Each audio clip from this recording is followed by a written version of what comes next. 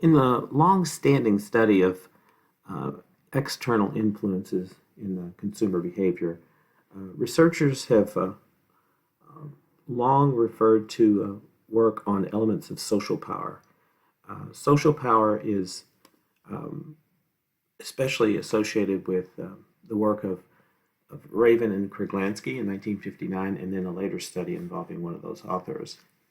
Social power is defined as a power that's held that will cause someone to do something they otherwise would not do on their own.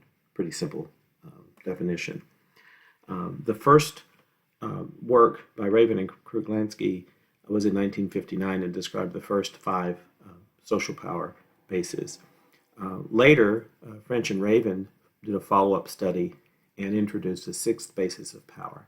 This one is going to be pretty familiar to everyone these days because it's being expanded in many areas because of the information age we're living in, with social media gaining power and many retailers and manufacturers and pretty much any other type of organization depending on information flow back and forth between parties, up and down a channel of distribution, etc.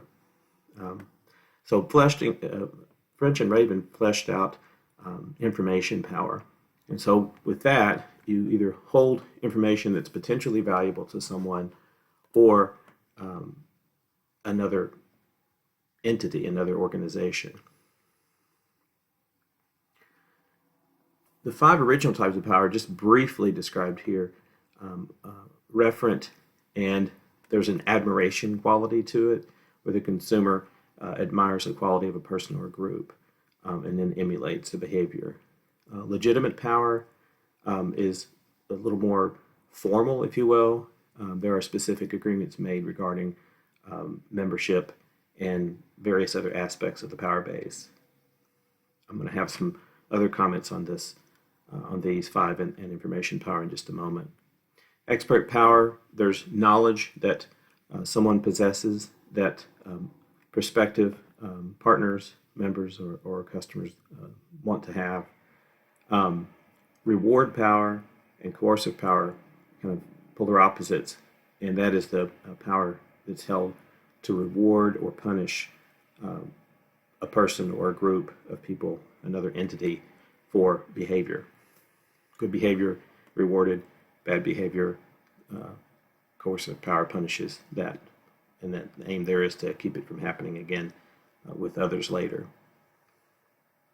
Let's look further into a couple of these, and aside from that more formal brief slide, talk about some of the aspects of each of these six bases of social power.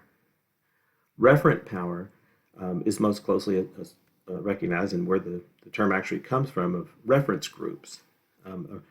The effects can be positive, but they also can be negative. In other words, if you start riding a motorcycle and you don't want to be associated with a particular motorcycle group or gang, you might avoid the appearance of certain clothing, helmet choices, or even bike choices, so that it doesn't appear that you belong to a particular group. Most often it's associated with a positive reference, though, a positive referent power.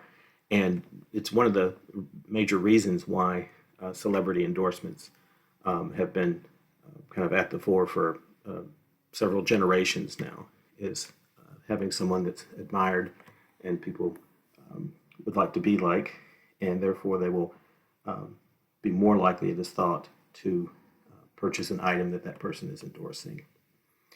Legitimate power is when some official position is occupied. And in many instances, the power that goes along with that is an official title and even a way of dress, especially if you're talking about a uniform, say a police officer, a fireman. When there's an emergency and are telling you what to do, you know that is what you should be doing, the legitimate power being wielded. A person with this power might have, if not all of the other five types, many or even most of them. If you think of a judge, for instance, is in a legitimate position of power. Some may have referent power, positive or negative, of wanting to be, sort of the wise adjudicator and that type of thing. And coercive power, of course, they have for punishments that might be applied for negative behavior. So coercive power leading into that is really the most effective if it's not wielded all the time, but rather it is known by the parties over which that power is it could be wielded that it is a potential effect of bad behavior, uh, unwanted behavior, and then they will avoid that behavior to avoid the coercive results, the punishment.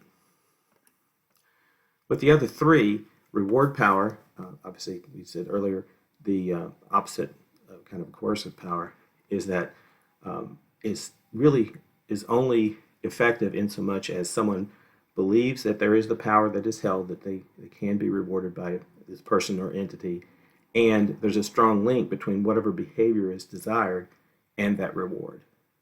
And this is probably one of the legitimate power links that's also very strong in that if you have a supervisor and he or she is your immediate supervisor, they're in a legitimate power position. They can also reward you with raises or promotions for exemplary performance.